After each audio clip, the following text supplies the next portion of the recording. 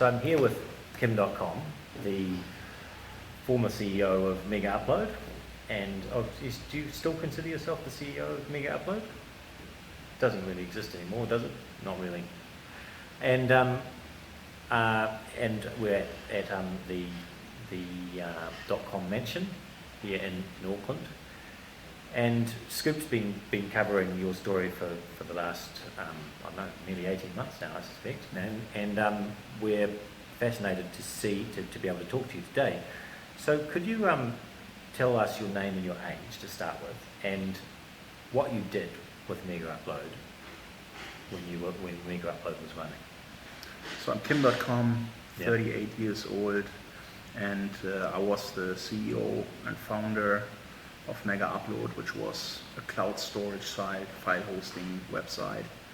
And the purpose of the site was to enable, people to upload files and get a unique link and make these files available to whoever they want.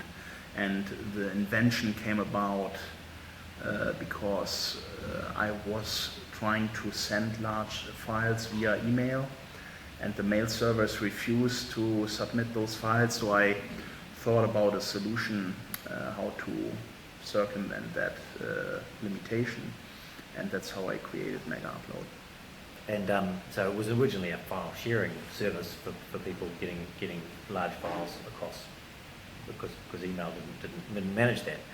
So and that all came to a rather dramatic end on January last year. Yeah. Could you describe briefly how that I mean, for you, what happened? I mean, you were here in the house, and just talk us through. I mean, it came totally out of the blue. I was still in the music studio until 4 a.m. Drove back home. I was still awake. Just did a Windows update on my notebook, which I wanted to do before I go to bed. So I was still just, on my bed working on my laptop. And all of a sudden there was, quite a bit of noise, heavy banging on my door. I didn't really know what's going on. So I made my way to the safe room. And then the rest is history. I mean, everybody knows what happened. My whole family was moved outside the house. Yeah, they moved outside the house and what, made to lie down on the ground? Well, not lie down. The security guards were made to lie down, and my wife was escorted to the lawn and had to stand there for an hour. And then Matthias and Finn, everyone who was in the house was brought there. And children as well? I mean, your children? Well, the kids were kept in the kids' cottage. Yeah. So they remained there with the nannies. Did they also have security people around them? I mean, did they also have masked gunmen breaking into the... Yeah, they knocked down doors of the nannies' bedrooms, pointing guns at them. I mean, the treatment was quite traumatic for everybody. Yeah. And you were, I mean, they timed it to coincide with a party, according to... Yes. So what was the party about? Well, the following day was my birthday, and also the birthday of my son, Kimmel. We have shared the same birthday.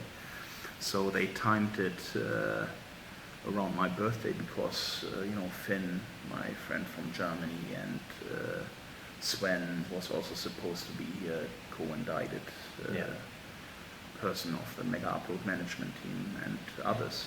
And they thought you had a doomsday button that you were going to push that was going to destroy all the Megaupload servers or something. So they then, so you were separated from Mona. Did you get to talk to Mona before you were taken away?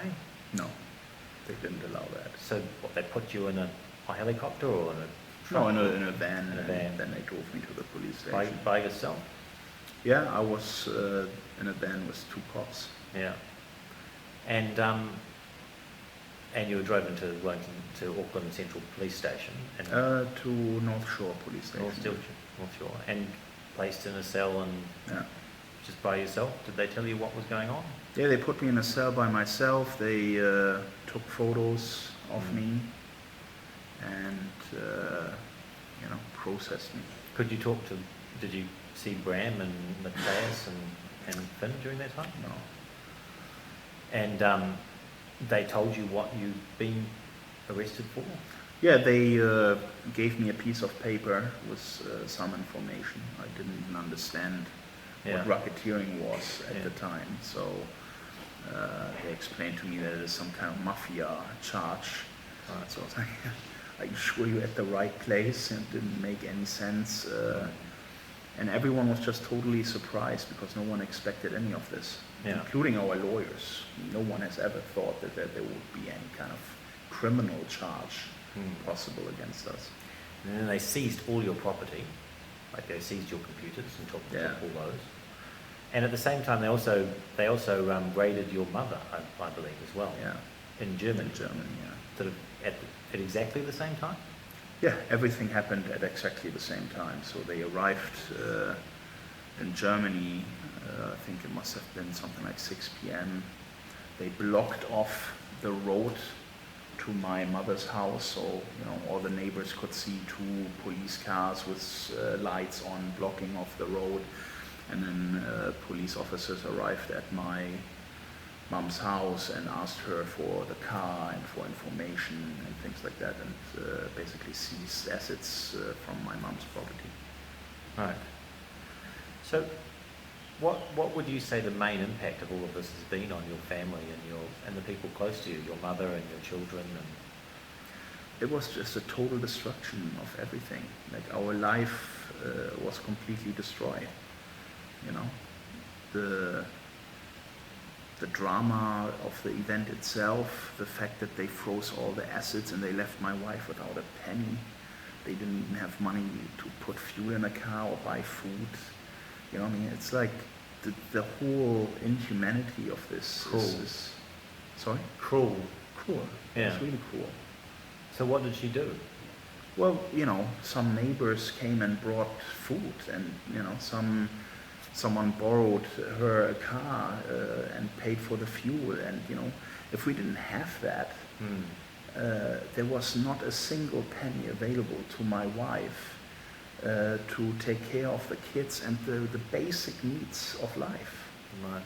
And how did the kids feel about it? I mean, they're quite young. Right? Well, fortunately, they are quite young. I'm happy that they are quite young because they will not remember this. They are too young to remember it, and I have a feeling now that they are past what happened. The only person that still has quite a bit of trouble with it is my wife, because for her it was the most traumatic experience, because they did not allow her to see the kids for quite some time, and it was very traumatic for her to be in a situation like this. So, I mean, you had been on top of the world. You were building the biggest cloud storage business in the world at the time, and then now you're in jail. You eventually were freed, which must have been quite a big relief, I would imagine. Yes. How has this affected you personally and professionally? And I mean, how has that affected your own outlook on life? Oh, it has hardened me quite a bit. I've learned a lot of things. I was taken out of my happy bubble and my perfect life and thrown into a gladiator arena with an unfair disadvantage. So they put me in front of lions and giants and took away my shield and took away my sword, because they didn't allow me any funds for my legal defense. They wanted to keep me locked up and made up all this stuff that made my life extremely difficult, including criminal laws that don't exist. There's no law for secondary copyright infringement. They are trying to blame me for what third parties were doing on our web properties, and that is really unheard of. I have personally never uploaded any pirated material to Megaupload or shared any single copyright infringing file on our site. So it's all about, in my case, it's all about what other people have done, and they are trying to blame me for that, and that's just wrong. So I think people, I mean, you're a larger than life figure, but I'm not sure that people know that clearly who you are or what you're like. You tweeted the other day that you'd never been drunk. Yeah. That really surprised me. I mean, it seemed like you were driving fast cars and doing all these exciting things, and you'd sort of think, and you're having parties with pop stars and... Yeah, but you know, when I'm at a party like that, I enjoy observing everyone. Yeah. And, you know, let everyone else have a great time and drink alcohol and do what they want. You know, I like to keep sharp at all times. You know, I want to be in control of myself. And I think part of this is also because my father was an alcoholic, and I was always scared if I drink that, you know, I have the same genetic situation that I might easily be addicted, so I didn't ever want to try it. How are you earning your living today? I mean, how are you surviving now? Well, you know, we have friends helping us out. If we didn't have those, you know, I wouldn't be able to still live here. And you know, we have investors that have invested into the new company. The new company is focused on growth. It's not profitable yet, so our intention is to grow it in terms of user numbers and bandwidth usage. This is Mega, Yes. which is a cloud storage company like the last one, but this one's encrypted, and that's the main difference really. And it's bigger, and it's bigger than Megaupload, do you think? Yeah, I mean, Megaupload was 2005 technology. Mega is 2013 technology. A lot of things have happened in the last few years, and you know, we were able to really create something that is brand new, that is fresh, that runs on HTML5, that has all the latest features and is fully encrypted, user-controlled encryption, which I think, you know, is really important these days because privacy is so weak now on the internet, and it's being penetrated by governments and by corporations.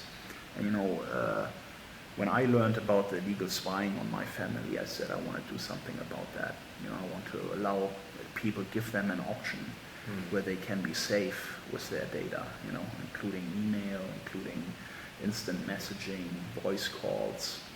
So that's why I got really excited about this privacy company. Was the launch of Mega a change in the way you were able to see your future? I mean, did that change the game in terms of, I mean, it certainly seemed that way to us media, that up to that point you'd been the victim, and now you were back to being an entrepreneur and back to being an economic opportunity.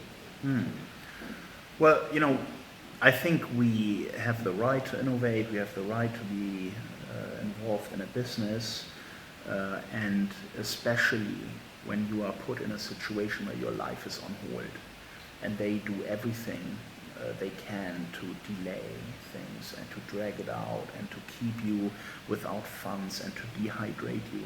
So the only answer to that really could be, for our own survival, to be innovators again and to create something new, you know, that we have a life, that they cannot get away with this kind of inhumane treatment, which we believe and our lawyers believe is totally against basic human rights. You know, they come here, pre-trial, take all the assets away, you know, and trying to keep us from any kind of defense. Based on a novel theory that they have a case.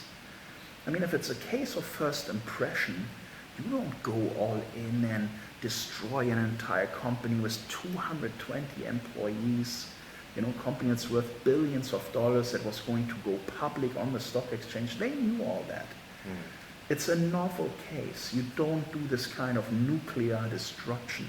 It was I mean, you described it as a corporate hit. I mean, it was essentially... It was a contract prosecution for Hollywood. Yeah. You know, it was re-election time in the US. But not just Hollywood. I mean, other people benefited as well. I mean, we've since Megaupload's demise, we've seen the explosion of Google Drive and iCloud and Dropbox. Yeah. There's all these. There's now a myriad of competitors in the market. The US companies in that space have definitely benefited from the termination of Megaupload.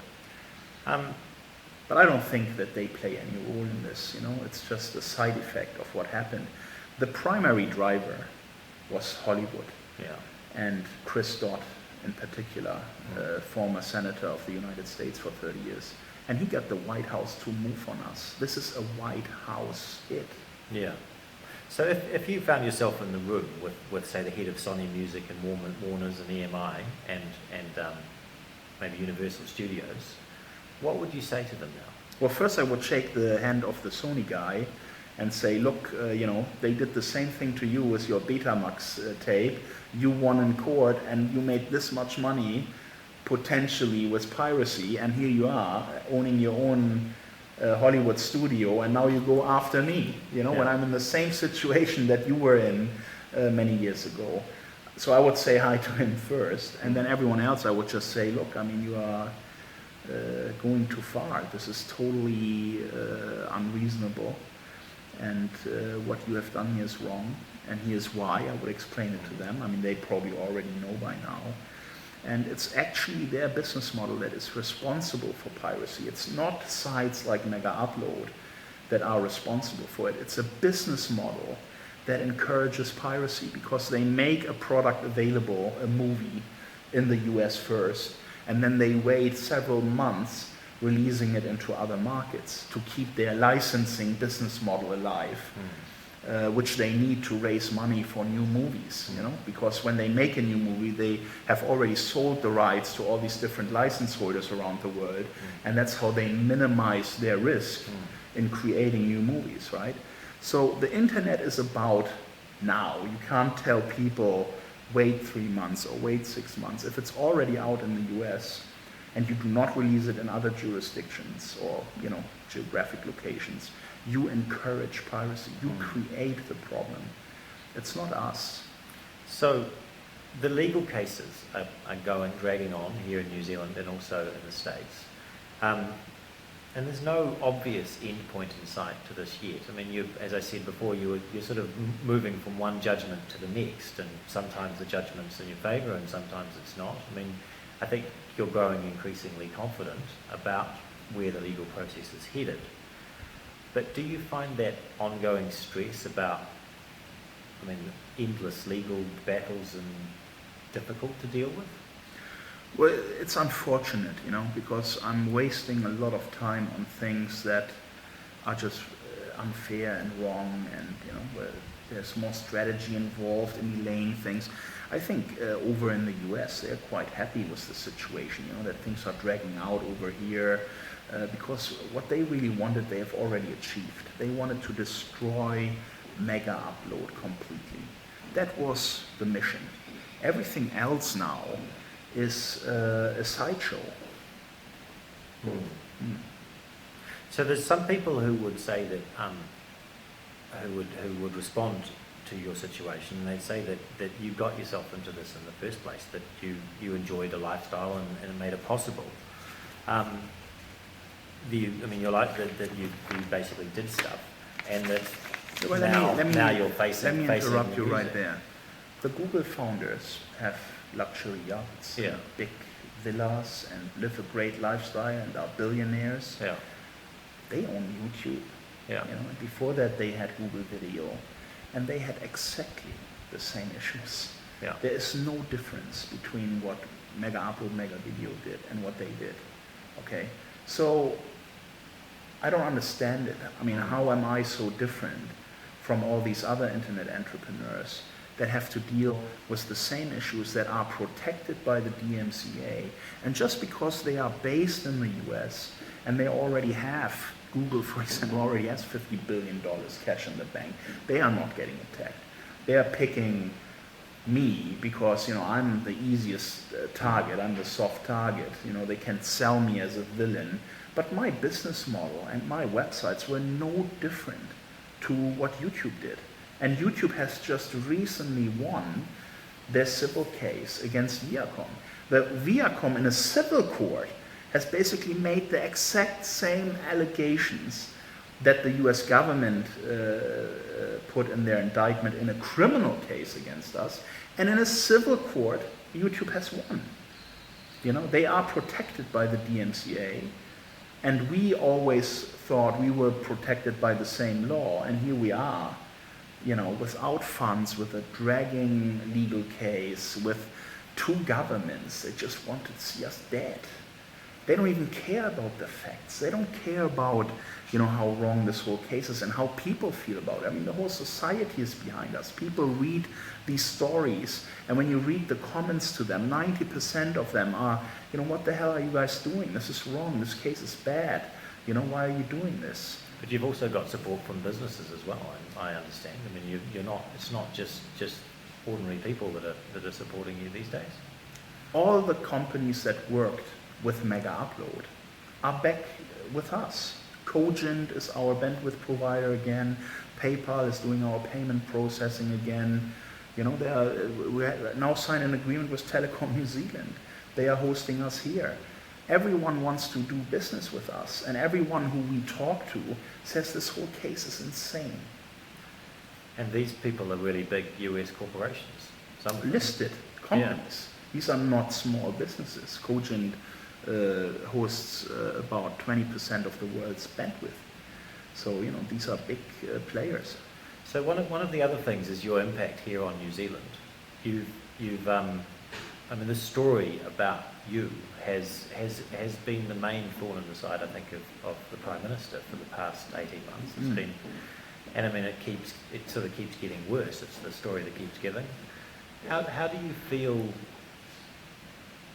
How do you feel about that? And perhaps what would you say to John Key if you could sit down and have a chat to him? I don't know. The situation is so deep in the mud for them. I mean, how can they get out of this and still save face? You know, I think they have no choice but pushing this forward and hoping for some outcome that is either an extradition or a settlement with the US or something like this. I think they are hoping for a miracle.